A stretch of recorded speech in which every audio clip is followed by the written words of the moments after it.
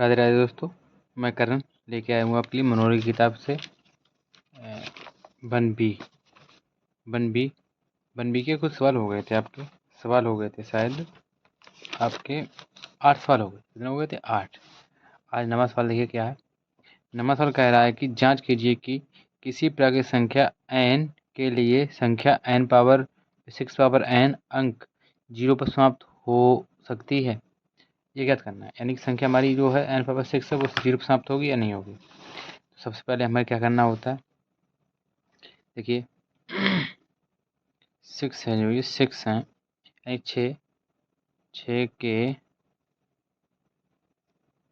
अभाज्य गुणनखंड क्या होंगे आपके? इसके अभाज्य गुणनखंड होंगे 2 गुणा 3, यानी कि आगे क्या हो जाएगा, यानी 6 पावर n है, तो हम गुणनखंड करेंगे तो क्या हो जाएंगे, 2 गुणे 3 हो जाएंगे। पावर n यानी कुछ भी पावर चढ़ाएंगे क्या हो जाएंगे, 2 गुणा 3 यानी कि 6 घात n यानी कि 2 गुणा 3 लिख सकते हैं। अब इसके बाद में क्योंकि यहाँ 3 है, यहाँ 3 है, यहाँ 2 हैं, तो यह संख्या यानी क्या रखना है, यह संख्या अंक 0 पर समाप्त नहीं होगी। इसमें क्या है, देखिए क्यों नहीं होगी ये भी समझ लीजिए आप। क्योंकि देखिए हमारा 0 कब आता है, ये समझना है आपको। जैसे अगर हम 5 और 2 का गुणा करें तो क्या आ जाएगा, 5 दूनी 10 आ जाएगा, क्योंकि ये संख्या देखो 0 लास्ट में है, ये 0 पर समाप्त हो रही है। अगर हम 6 और 5 का करेंगे तो 5 का 30 हो जाएंगे, तब भी 0 आया, क्योंकि हमें यहाँ मिलना क्या। अब मान लो यहाँ पर एक चीज़ देखो, 3 और 5 का करेंगे तो कितने 15 हो जाएंगे। देखिए एक चीज़ ध्यान दीजिए, यहाँ पर 2 थे तब 0 आया, यहाँ पे देखिए 2 थे और 3 भी हैं, यानी 6 के गुणनखंड कितने हो जाएंगे, 3 गुणा 2 हो जाएंगे, 5 दूनी 10 और 10 थे 30 तभी आएंगे। यानी कि हमें ज़रूरत है सिर्फ इन दो अंकों की। ये 2 अंक हैं, इनकी ज़रूरत है। अगर ये हमारे होंगे तभी आपके कोई भी संख्या 0 पर समाप्त होगी। 5 और 2 होंगे तो संख्या यहाँ पर होगी 0 पर समाप्त होगी। अगला सवाल आपका इसके बाद में कह रहा है कि व्याख्या कीजिए यानी 10वां सवाल है कि व्याख्या कीजिए कि 7 गुणा 11 गुणा 13 और प्लस के 13 और 7 गुणा 6 गुणा 5 गुणा 4 गुणा 3 गुणा 2 गुणा 1 प्लस 5 भाज्य संख्या क्यों है। चलो देखो इस सवाल को भी देखते हैं। सवाल ये दिया है, देखिए सवाल ये दिया गया आपका। अब इसे हल करना है। तो मान लो ये वाली संख्या है, इसे हम पहली संख्या मान लें, क्या मान लें, फर्स्ट संख्या मान लें, यानी फर्स्ट संख्या क्या हो जाएगी हमारी, 7 गुणे 11 गुणे 13 और प्लस के 13। और सेकंड संख्या क्या हो जाएगी हमारी, सेकंड ही हो जाएगी, यानी 7 गुणा 6 गुणा 5 गुणा 4 गुणा 3 गुणा 2 और गुणा 1 प्लस के 5। ये संख्या हो गई हमारी, तो संख्या हो गई। अच्छा एक चीज़ ध्यान दीजिए, यहाँ भी 13 है, यहाँ भी 13, तो 13 कॉमन ले लीजिए इसमें से। जब हम 13 बाहर ले लेंगे तो क्या बचेंगे, 7 बचेंगे और इंटू 11 बचेंगे, यहाँ पर 1 बचेगा, यानी इंटू 1 और यहाँ पे फिर 1 बचेगा 1। यानी कि सबसे पहले क्या करना होगा, इसमें हमें गुणा करना होगा। तो 11 से 77 होते हैं, और 77 में जब गुणा हम 1 करेंगे तो 77 1 77, लेकिन 1 जोड़ेंगे तो हो जाएंगे, यानी कि 77 हो जाएंगे। कितने, 77 प्लस के 1। अब इसे जोड़ेंगे हम तो क्या आ जाएगा, 13, क्या आ जाएगा 13 और 77 1 78 हो जाएंगे, इंटू 78 हो जाएंगे। इनका मल्टीप्लाई कर लीजिएगा। जब इनका हम मल्टीप्लाई करेंगे तो 13 अट्ठे को 4 होते हैं, 13 अट्ठे 1 4 होते हैं, यहाँ से लगेगी 10 और 13 सत्ते 91, 91 में 10 जोड़ दोगे आप, यानी 13 अट्ठे को 4 101 हो जाएगा सर। कितना हो जाएगा, 101,014 हो जाएगी। और ये संख्या जो है आपकी कहती है भाज्य है, कहती है भाज्य। अब आप ये पूछोगे भाज्य क्यों है। देखिए भाज्य संख्याएं जो होती हैं, ध्यान से दीजिए, यहाँ देखिए भाज्य संख्याएं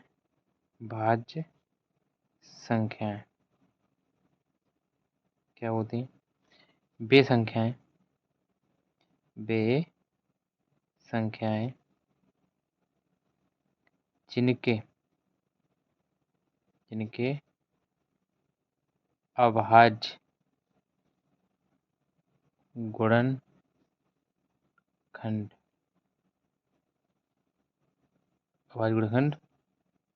2 से अधिक हों, मतलब 2 से अधिक हों। ये होती है आपकी भाज्य संख्या। क्या होती है? भाज्य संख्या। अब जैसे मान लिया हम उदाहरण देख लीजिए। उदाहरण मानो हम 64 को काट रहे हैं। 64 देख किससे कटेगा, ये ध्यान दीजिए। देखो 1 से कटेगा और 64 से कटेगा, फिर उसके बाद 2 से कट जाएगा, उसके बाद 3 से नहीं 4 से कट जाएगा। देखो 4 एकम 4 और कितने बचेंगे यहाँ पे 2, 4 छंग 24। उसके बाद आपका 8 से कट जाएगा 8 से। कितने क्या तो करा है 1 2 3 4 5, यानी कि इसके अभाज्य गुणन कितने हैं आपके 1 2 3 4 5 है अभाज्य गुणन। कितने अभाज्य गुणन है 5। तो ये भाज्य हो जाएगी, भाज्य हो जाएगी। अब अगर मान लो हम यहाँ लिख दे रहे हैं 13, कितने लिख रहे हैं 13, 13 खंड काटोगे आप, 13 खंड काटिए तो एक तो 1 से कटेगी और 13 13 से कटेगी, बस इन दो संख्याओं के अलावा किसी से कटेगी नहीं। तो ये संख्या आपकी क्या हो गई, ये हो गई आपकी भाज्य, कैसे भाज्य। और ये 13 है, इसके खंड गुणनखंड कितने हुए 2।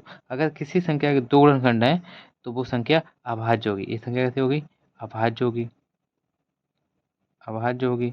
और जिस संख्या का गुणनखंड एक यानी 2 से अधिक, 3 हो 4 हो 5 हो, ये संख्या कैसे होती है, भाज्य संख्या होती है। तो इसके गुणनखंड है, देखिए ध्यान दीजिए। इसके गुणनखंड देखो 2 से कट जाएगी, पहले तो 1 से कट जाएगी और स्वयं से कट जाएगी, और फिर 2 से कट जाएगी और कट जाएंगी संख्या, इसलिए ये भाज्य हो जाएगी। फिर इसके गुणनखंड 2 से अधिक हैं। अच्छा इस संख्या को देख लीजिए, दूसरी संख्या क्या कह रही है, दूसरी संख्या ध्यान दीजिए, ये आपकी दूसरी संख्या रही।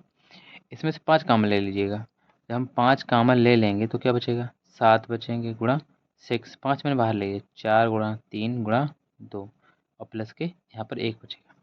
आगे 5 गुणा कीजिए, यानी 1008 आ जाएगा। कितना आ जाएगा, 1008 आ जाएगा। इसमें ये एक है, एक बाद में जुड़ जाएगा, यानी यहाँ कितने हो जाएंगे आपके 5, कितने हो जाएंगे 1009 हो जाएंगे। कितने हो जाएंगे 1009 हो जाएंगे। अब हम 5 का अंदर गुणा कर देंगे तो करीब 5 में 45 हो जाएंगे। अब जीरो में करेंगे, 0 और 5 एकन 5, यानी कितने हो गए। ये भी संख्या आप कैसे होगी, भाज्य होगी। भाज्य क्यों होगी, क्योंकि इसके जो गुणनखंड है ना, अभाज्य गुणनखंड वो कितने हैं, 2 से ज़्यादा है, इसलिए भाज्य होगी।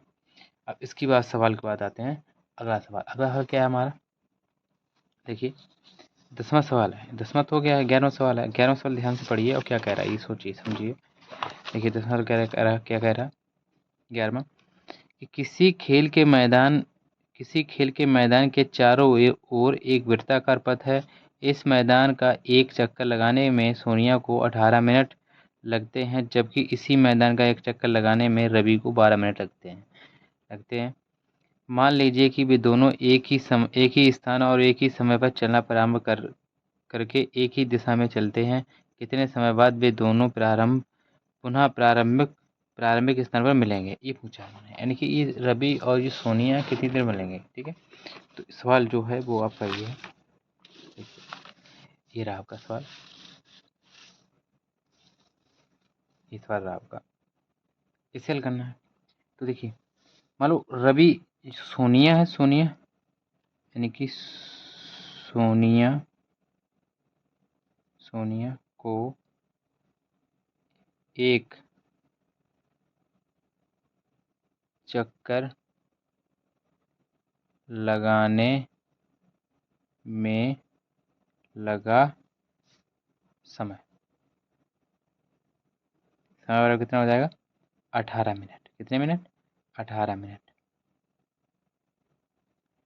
और रवि को कितने लगे, रवि को भी लगे एक चक्कर लगाने में लगा समय, रवि को भी समय लगा है, कितने लगा 12 मिनट लगे। क्योंकि ये एक ही समय से और एक ही दिशा में चल रहे हैं, तो इन दोनों का क्या होगा एलसीएम होगा, क्या लिखा जाएगा एलसीएम। तो एलसीएम यानी 18 के उड़न क्या हो जाएंगे 2 गुणा यानी कि 2 गुणा 3 2 गुणा 3 ये हो जाएगा, क्या हो जाएंगे 2 गुणा 3 12 गुणन में क्या हो जाएंगे, देखो 2 गुणा 3 ये हो जाएंगे। एलसीएम निकालना है, जो चीज़ कॉमन मिले तो कॉमन देखिए, एक ये मिल रहे हैं एक ये मिल रहे हैं, मिले तो लिख लिए, यानी कि एलसीएम निकालना है, एलसीएम निकालना है। तो ये 2 कॉमन मिल रहे हैं और मिल रहे हैं 3, और क्या नहीं मिला, 3 नहीं मिले और 2 नहीं मिले। तो 3 दूनी 6, 6 3 18, 18 दूनी 36, 18 36, यानी 36 मिनट लगेंगे उन्हें पुनः मिलने के लिए। कितने मिनट लगेंगे, 36 मिनट लगेंगे उन्हें, जो यानी प्रारंभिक समय मिल जाएंगे। देखिए पहली बात तो ये जो 13वां, यही 12वां सवाल हम छोड़ रहे हैं आपका, ये आपको स्वयं करना है। 13वां सवाल आपको छोड़ रहे हैं, ये करना है। ये 13वां सवाल क्या है, ये है, इसे आप स्वयं करना है क्योंकि एक करा चुके हैं। इसके बाद एक सवाल ये लास्ट वाला, ये हम करा देंगे आपको, क्या करा देंगे, ये वाला करा देंगे आपका। लेकिन ये देखिए 13वां सवाल, व्याख्या कीजिए कि 7 गुणा 13 गुणा 11 प्लस 11 और 7 गुणा 6 गुणा 5 गुणा 4 गुणा 3 गुणा 2 गुणा 1 और प्लस 3 ये भाज्य संख्या है क्यों, ये ज्ञात करना है। तो ये सवाल, ये 12 नंबर सवाल है, वो छोड़ देंगे आपका, ये आपको करना है।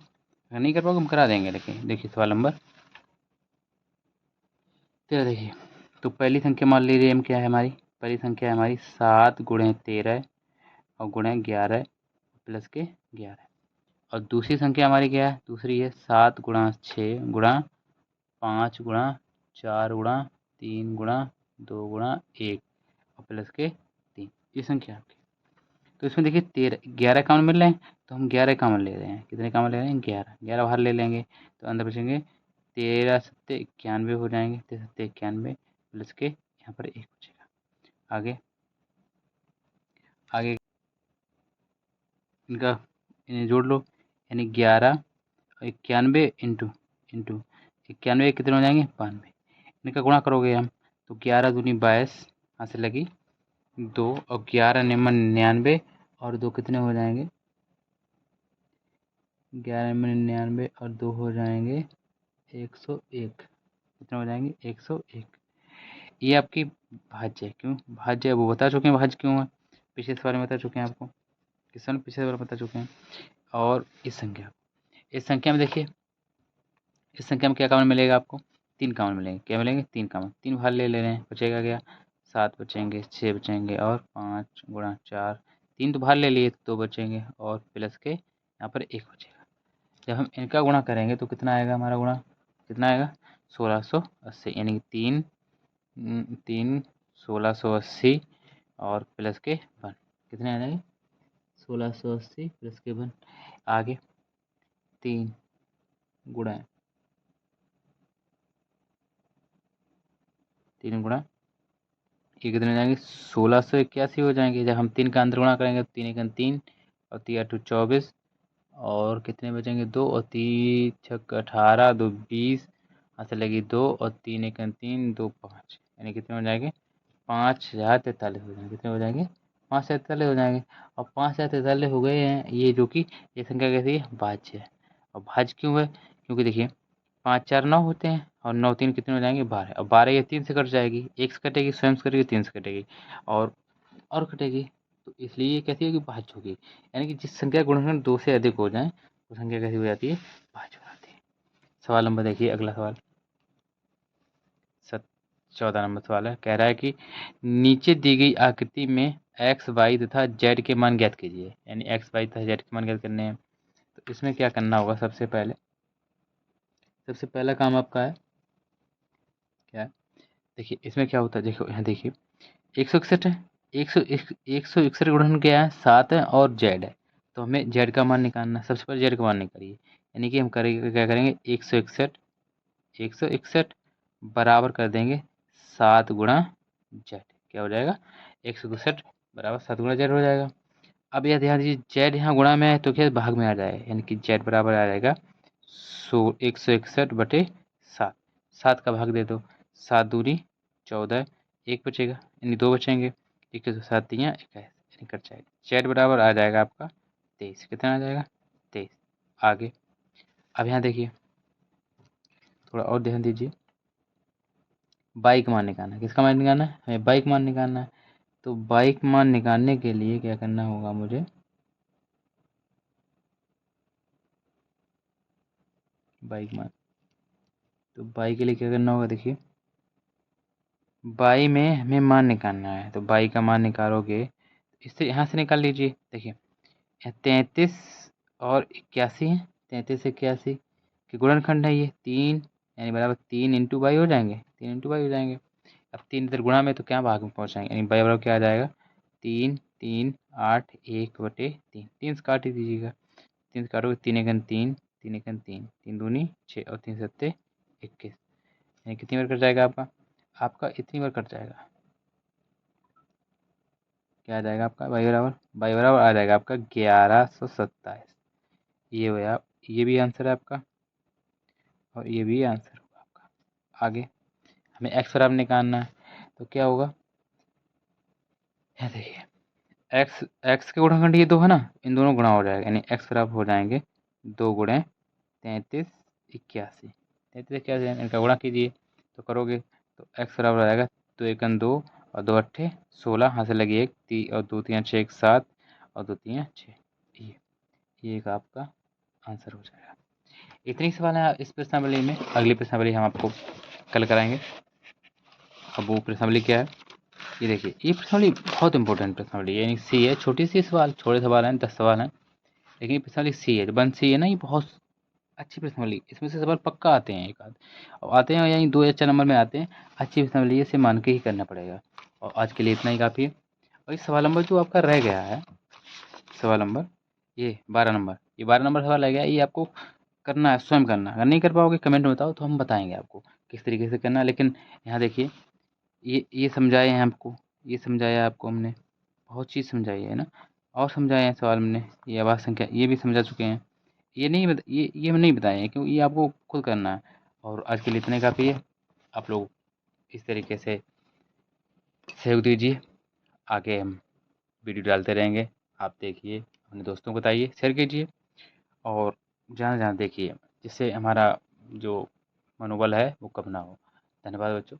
राधे राधे।